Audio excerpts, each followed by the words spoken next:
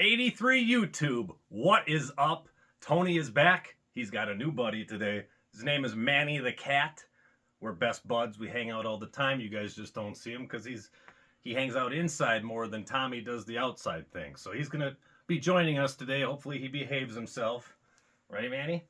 Today we are talking about 1986 through 88 Suzuki Samurai rear brake proportioning valves and the rebuild kit that you can pick up from Hwy83 Suzuki. Now, many of you probably have already bought this kit, but today, a little instructional video will go, help you guys out. So remember, this is for 86 through 88 only with the round vent dashboard. If you have an 88.5 with the square vents, it uses a different proportioning valve, and we do not have anything for you yet. Also, if you're a Geo Tracker guy, we don't have that. This is for 86 through 88 Suzuki Samurai. Very common that these start leaking fluid. As you can see, they get very corroded, rusted, and you'll slowly start seeing a drip coming out of the rear passenger tire area. It'll be dripping on the ground. Eventually, you'll be low on fluid. So many guys bypass this valve by simply taking out the input and outputs, splicing them together. I've done it. That works. You can do it. Most people want to keep everything original. People have been doing universal proportioning valves. But hey, the original is the best, and it's simple to rebuild. So today we are going to show you what you need to do. So obviously this is the original. I'm going to grab the rebuild kit. Now this is what you're going to be receiving in your kit. You got a nice non-rusted cap, your piston plungers, your spring tensioner, some new clips, and that's basically all there is to do inside of there. The hardest part is getting rid of the old crumpled up nasty parts that were in there.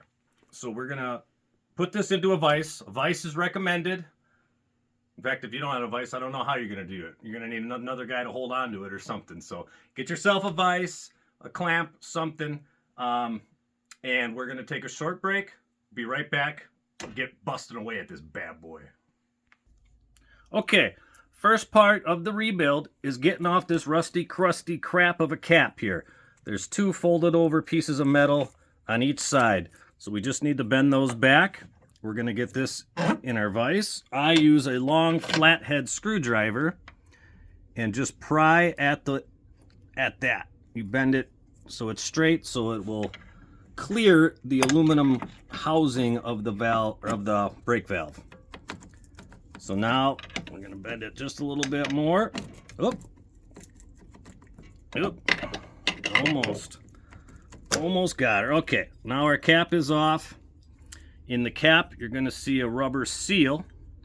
This is usually where it starts leaking from. This gets all corroded in here. And then on the top of your valve, this gets all corroded, so the rubber seal doesn't make a good seat on this aluminum. Okay, so now your cap is off. Now you want to get at this. We got a 12 milli here. This is going to loosen up your spring. Going to take her all the way around. This usually comes off pretty good and easy. This doesn't get rusted or seized up. So you're going to take it all the way off, and it's not under a lot of tension, so don't worry that it's going to come springing off on you.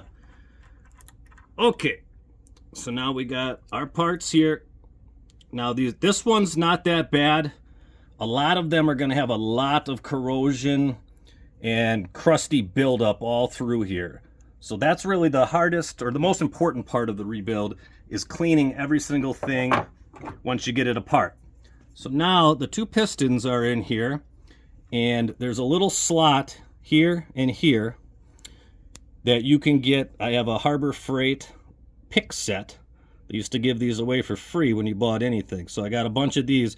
What I'm going to do is get my pick in here. And also, I'm going to put my thumb over it. It's going to be hard to see so that this clip doesn't come springing out and get you in the eyeball. So I'm going to clip under there. There's one clip.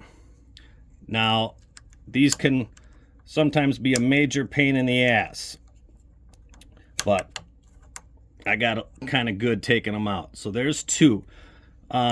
You can spray penetrating oil in here and let it soak. That sometimes helps. Sometimes pushing down on these chrome bushings to seat these pistons more will help remove those two clips. But otherwise, once you get them out, that's that. Now I'm going to take a needy nose, a noodle nose, and grab my piston and pull up. Oh, man, he's trying to get in the video. He's reaching a paw out. Okay, we got our two pistons up and out. Again, these can get really crusty and not come out as easy. You can see how this one's got some rust and some crud on it. So now your disassembly is done, but this is where the key part comes in. So you can see up here, I've got a razor blade here. You don't want to scratch the aluminum, but just enough to scrape off all the stuff. You can take a Scotch pad, something to clean all this up so it's perfect. I'm not going to make the video any longer. And then when we get down into the holes here, that needs to be clean as well. No debris whatsoever. You can use, this is a little smaller, but it's what I had on hand. Also Harbor Freight, buy these in a big ass pack. Get in there, get around like this a little bit. Nothing too abrasive that's going to scour the outsides. But you want to clean all the way down and in there. And then where those clips go, there's that lip. So sometimes going in a circular motion, cleaning that out, or taking your pick and scraping away like a nice, going to the dentist. You scrape all up and in here and get that nasty shite out of there. So you're going to clean all that out. Then you're going to knock out all your stuff. You can take water, but make sure you get all the water out. Vinegar, something to flush out everything that's inside there. When you look down there, it's hard on the camera, but you can see stuff from old brake fluid and all the crusties that fell in there. So you're going to want to flush all that crap out. Make sure it's clean before you start reassembling. So again, I'm not going to go through that whole process today. We are just going to give her a quick tap. And now we are going to start on the reassembly process. Now on the reassembly, your pistons are going to come with a little bit of oil already on them from good old Hwy 83, keeping it real. But you can add a little bit more oil, just a real light motor oil. It works fine, helps push these O-rings in there and seats everything. Not a heavy coat by any means, just enough. You'll see when you get it, they have oil on them. So now we're going to put our pistons back in. Going to push them all the way down. And now this is what I was kind of talking about earlier. You see that the chrome part isn't all the way down. So I'm going to take my needle nose and there you go. You see that? Yeah, baby. Yeah, baby. I'm going to push those down because if they're up too high, you won't be able to get those clips back in. It covers up the groove where they go in. Okay, so now your pistons are in. Now let's get our tiny little clips. Now you got the brand new clips from 83. Don't put those old nasty ones back in. Now with these clips, you see there's this opening. And that you do not want it this way. You want it put in this way so you have something to pick under and get those back out. If you put it in this way, you have nothing. You're just in space. So make sure you put these going this direction. Now again, this can be a little tricky. I'm gonna put this end in the groove, put my thumb over it, and then I'm just taking a flathead and pushing the rest of the clip in there. Okay, so that one's in there. Again, this can be tricky. Where did I put that other one? Oh, got it right here. Okay. Camera woman saves the day again. Okay, so now again, I got the thumb over there to help it stay in, but also to keep it from springing out and hitting somebody. So make sure you're doing this not in a huge rush and being careful about it. Oh, this one's being a little tricky. I think we got it. Okay. So now you want to make sure they're in there. Oh yeah, I heard a little click. Now we're talking, baby. Okay, so now your pistons are in. Now we are going to grab our spring, our bolt, and our little bottom plate. And now we are going to put this in there. When you put it on there, you're going to have to push down just a little bit to catch the threads. So I'm going to push down, and I've got the threads caught. That bottom little plastic piece has two little ears, and they grab into each one of those piston holes. So now on this one, this is a 13 millimeter. The old one was 12. This is a 13 head. Don't ask me why, but that's just how the new stuff comes. We're going to crank this puppy down, and eventually it'll bottom out. But the key part here is you need the clearance to put the cap on. You see how this bolt and this cap has an indentation? So you can put it on there. If it doesn't go on all the way, you need to go a little bit more. Now normally on this, so you can keep cranking, but I normally set it, I've been setting it where it just clears that cap, just enough to put the cap back on.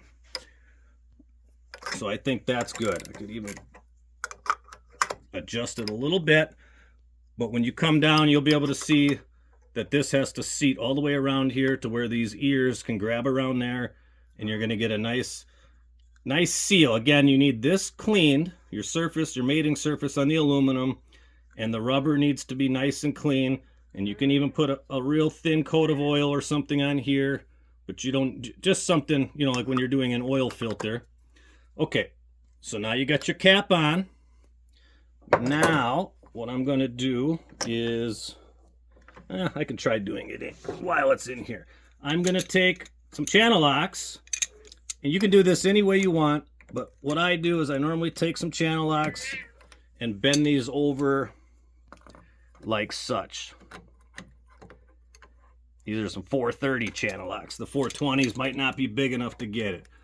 So you're going to bite down on both sides to get a real nice crush on that. You'll see what I'm saying once you're working on it. Then you can also flip it over, and you could tap down on here with the hammer, or get a better grip on it with your channel locks.